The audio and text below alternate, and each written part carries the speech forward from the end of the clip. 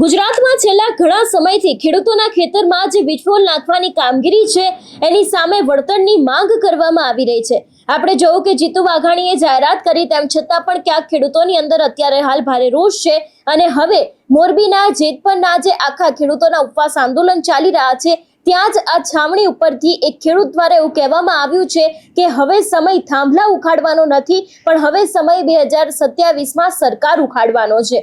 શું છે આખો આ મામલો, ખેડૂતો સરકારને શું ચીમકી આપી છે તેની વાત આ વિડીયોમાં। નમસ્કાર, હું હંસિની અને તમે જોઈ રહ્યા છો નિર્ભય ન્યૂઝ।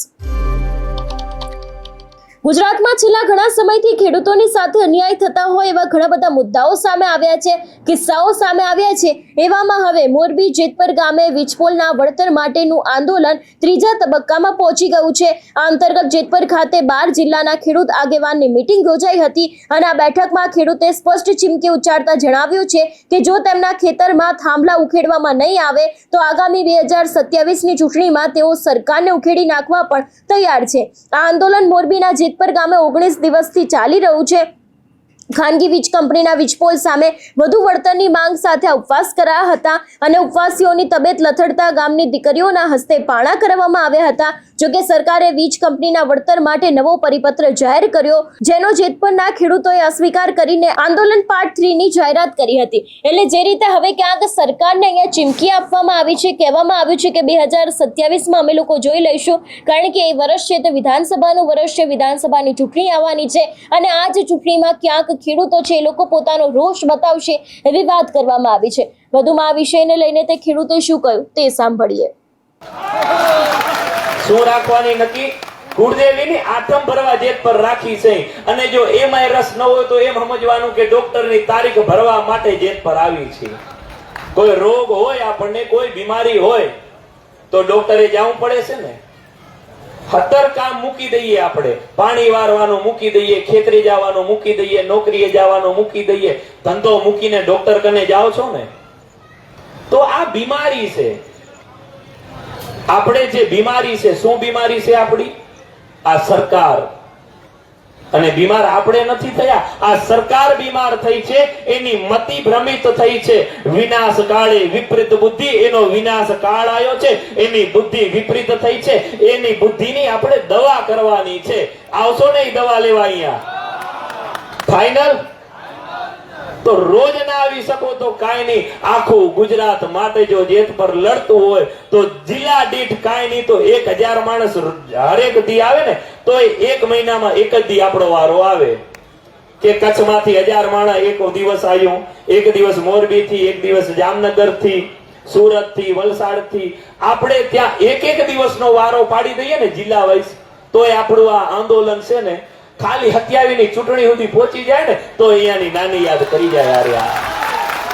અને હું તો એમ કહું છું કે હવે આપણે થાંભલા ન ઉખેડાય, હવે શું ઉખેડાય?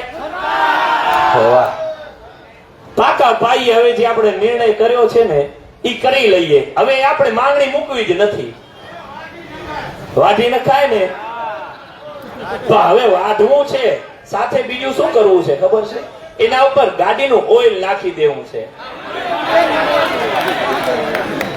એટલે હાવ જળમૂળથી ભરી જાય। હવે માંગણી મૂકવી જ નથી સરકાર કને, હાથ લાંબો કરવો જ નથી। હવે તો સરકારને કે હવે તો મૂળિયા ઉખેડવાની તૈયારી છે ખેડૂતોની, કારણ કે બે વસ્તુ હોય, કોઈ ઉંમરલાયક થાય ને એટલે બીમારી એને જ્યારે ન છોડતી હોય ને ત્યારે આપણે શું કહીએ કે હવે એનો જીવ જાય તો સારું, આ બીમારીમાંથી તો આ મુક્ત નહીં થાય, આનો જીવ જાય તો સારું। આપણે કહીએ કે આ સરકારની બુદ્ધિ કામ જો ભગવાન કરે ને ન કરે ને તો આનો જીવ જાય ને તો સારું, આ ગુજરાતમાંથી હવે વિદાય લે ને તો સારું। કારણ કે બીમારીને કેટલા દી સાચવવી? બીમાર માણસની સેવા થાય, પણ એ કેની થાય ખબર? શાંત હોય ને એની થાય। ખાટલામાં પડ્યા ખોખું કરતા રાડું દેતા હોય, વાહે વહુ પ્રાર્થના કરે કે હવે આ ડોહીને ભગવાન ઉપાડી લે તો સારું, તો આપણે કહીએ કે આ નમાલી માય ક્યાંગલી જે સરકાર છે ને એને પણ હવે મૂળિયા સાફ થાય ને તો સારું, કેમે ખેડૂતોનું કોક ભલું કરે। અને ભલું ક્યારે થાય? ભય વગર પ્રીતિ ન જાગે। આજે કોઈ પ્રત્યે ભય હોય ને આપણને, તો એના પ્રત્યે આપણને પ્રીતિ થાય. આજે કોઈ પણ છોકરો એના બાપની સામે સિગરેટ પી શકે? પીતા હોય પીઓ છો કોઈ એવું છે? તાકાત બારેની વાત છે. અહીંયા વડીલો બેઠા, એ કોઈ પીતા હશે ને બીડી, તો એના બાપની સામે બીડી નહીં પીએ, એની મર્યાદા રાખશે. તો આ નાલાયક સરકાર એટલી કજાત, એટલી ભડવી સરકાર છે કે આ એના બાપ, એના તાતની, એની માં, બેન દીકરીઓની સામે જે કૃત્ય ન કરવા જોઈએ ને એ કૃત્ય કરે છે. અને પાછા એમ કહે છે કે અમે બેન દીકરીઓની રક્ષા કરીએ છીએ. રક્ષા કરવી હોય તો જે કોલેજની બારે દારૂ ડ્રગ્સ વેચાય છે ને એ બંધ કરો. આ જે બલાત્કાર થાય છે એને એકવાર ફાંસીની સજા તો દઈ જુઓ. એટલે વાત કરવામાં આવે કે અત્યારે હાલ આ ત્રીજા તબક્કાના ભાગરૂપે બુધવારે રાત્રે જેતપરના ગામે ઉપવાસી છાવણી ખાતે ખેડૂત આગેવાનોની મીટિંગ થઈ હતી. આ મીટિંગમાં મોરબી, જામનગર, કચ્છ, રાજકોટ, ગીર સોમનાથ, દ્વારકા, અમરેલી, ભાવનગર સહિત કુલ 12 જિલ્લાના ખેડૂતો અને આગેવાનો મોટી સંખ્યામાં હાજર રહ્યા હતા. અને ખેડૂતોએ જણાવ્યું હતું કે ખાનગી વીજ કંપનીઓ દ્વારા તેમની જમીન પર વીજપોલ ઉભા કરાયા છે અને સરકાર દ્વારા નક્કી કરાયેલા વળતરને બદલે પોતાની ઈચ્છા મુજબનું વળતર માંગવામાં આવે એવી વાત કરવામાં આવી છે.